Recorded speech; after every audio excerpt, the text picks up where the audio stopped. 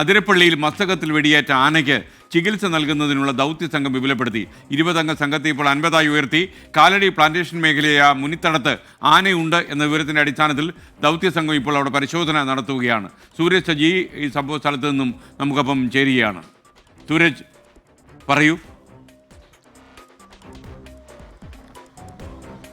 എസ്കെൻ, ഏറെ നിർണായകമായ ഒരു ദൗത്യത്തിലേക്ക് വനംവകുപ്പ് കടക്കുന്നു എന്നുള്ളതാണ് നമുക്ക് ലഭ്യമാകുന്ന വിവരം. ഇന്നലെ ഉച്ചയോടുകൂടിയായിരുന്നു ഈ പരുക്കേറ്റ ആന വനംവകുപ്പിന്റെ നിരീക്ഷണത്തിൽ നിന്ന് പുറത്തു പോകുന്നതും ഉൾക്കാട്ടിലേക്ക് ഓടി മറയുന്നതും. ആനയെക്കുറിച്ച് പിന്നീട് വിവരങ്ങളൊന്നും തന്നെ ഉണ്ടായിരുന്നില്ല.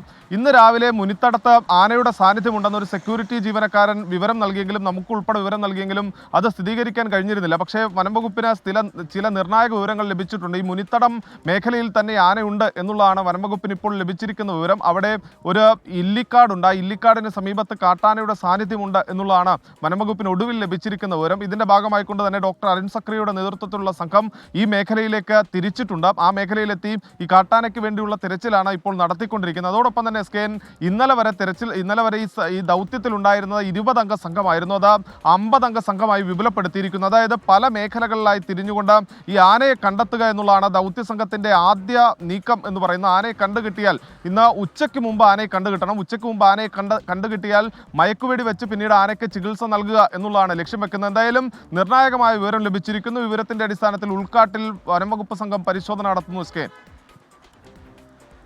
സൂരജ് സജിയാണ് വിവരങ്ങൾ നൽകിയത്.